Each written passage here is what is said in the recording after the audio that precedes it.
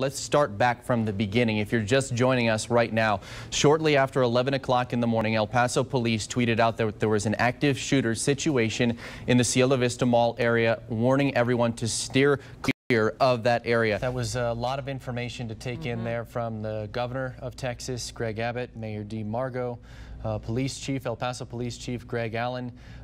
Let's start specifically with the numbers, because that's been something that everyone has been asking about throughout the day. There's been a lot of reporting out there. This is straight from the officials. We can confirm 20 people were killed in today's mass shooting, 26 more wounded.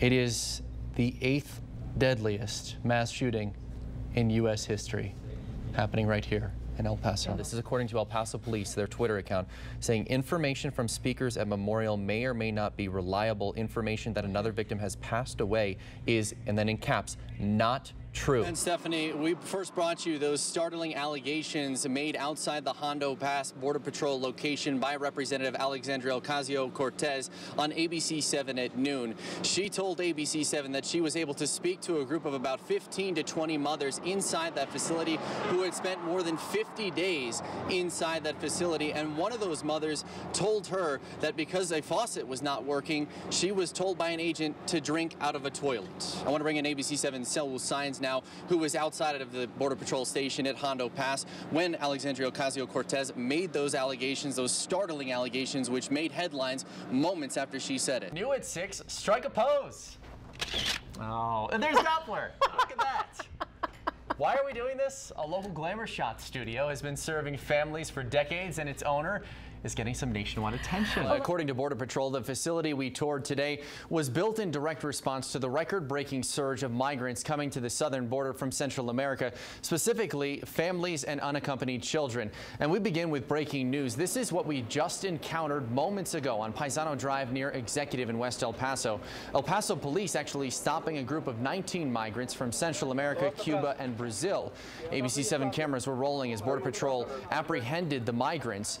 Law enforcement also telling me a few tried to make a run for it. We could see Border Patrol agents checking the train tracks in the area. President Trump has said within the last few minutes his terrible shootings in El Paso, Texas reports are very bad. Many killed, working with state and local authorities, and law enforcement spoke to Governor, in reference to Governor Greg Abbott, to pledge total support of federal government. God be with you all. That is the tweet from President Trump. And we've also been told that Governor Greg Abbott is on his way to El Paso, Texas, as well as the former El Paso Congressman Beto O'Rourke, who was on the campaign trail. He has canceled all of his events for today and is on his way back home to El Paso, Texas. This happened around 10 o'clock in the morning on a Saturday, as we see some video now of people who are, this is from the middle school, this is MacArthur. I hope it's not what I fear it might be. Just find my mom. Somebody needs to tell me where she is. I want to know if she's dead or alive, or if she's still in Walmart. I remember seeing Edie a few hours ago outside of MacArthur. We happened to take a live picture of that once we knew that that was going to be a location, a reunification center for families looking for missing family members. And I remember seeing her and showing up there and looking as distraught and as panicked as she sounded right there. And it's 9 o'clock already. Wiping the tears, and I don't even know how you. How do you respond to that? No, you can't. You can't put that into words. Your mom is missing. I hope we'll pray for her and hope that her worst fears aren't a reality. We're going to have these roundtables coming up in probably 2 weeks, and one will be here in El Paso. And that brings me to my next point, because that is an important question, is while we grieve, and we will continue to tell the stories of these victims and their families, and that is so important in this time. But you mentioned Senator Jose Rodriguez. He's been very outspoken about wanting stronger gun control measures. Sure. Obviously, you just got out of a legislative session. What is the possibility, in addition to these roundtables, of any type of special legislative session or getting anything done in terms of gun control? I can tell you there's not a dry eye in the room right now. Everyone just chanting, "Viva Margie, Viva El Paso." Tony Basco is just over my shoulder at this very moment right now, greeting as many people as he can. He actually, before he even got in here, there was a line of people waiting to get into La Paz Faith here, about a block and a half long, and he was going one by one down the line, thanking them, people telling him, "You are our family, we are all family together."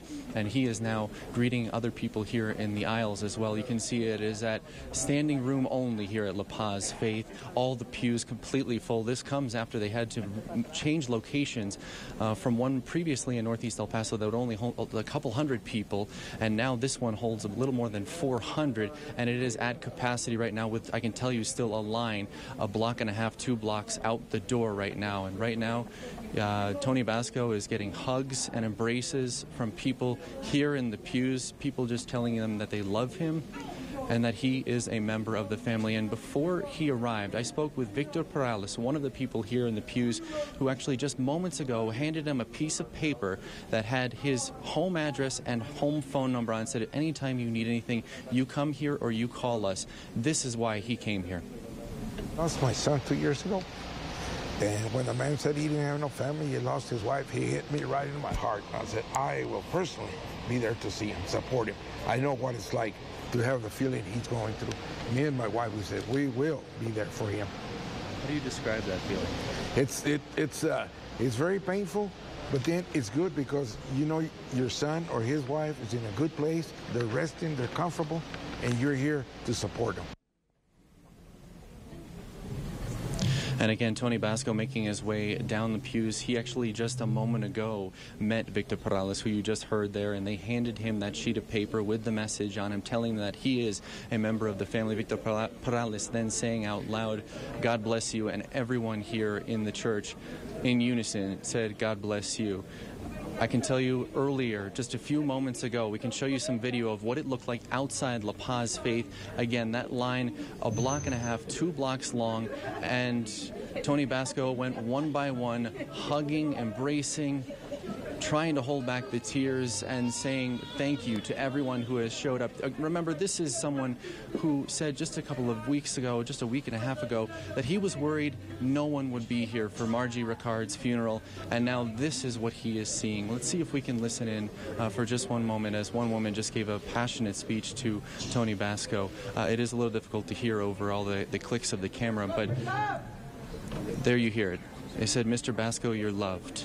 Right now on the baseball field, they have 22 stars on the infield in front of the stage, each one signifying and representing the life of the 22 victims that we lost on August 3rd.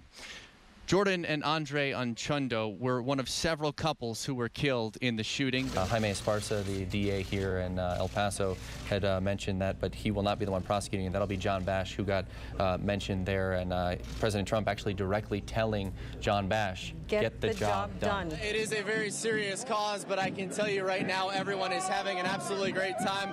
I'm joined by a brave El Paso firefighter right now. Tell us your name. Efrain Garcia. And show us off your shoes. You said you made those yourself, right? Yeah, I made these myself when I bought it with my wife. And that is Beto O'Rourke officially kicking off his campaign for President of the United States, speaking in downtown El Paso for almost 40 minutes, a rather long speech hitting on a lot of topics. You see Beto O'Rourke now being joined by his 3 children and his wife, Amy. And we've heard the mayor say this, we've heard many other people say this, and I want to emphatically say this. This 21-year-old Patrick Crusius, the suspected shooter in custody right now, came here from Allen, Texas to create this carnage, this chaos, and this massacre.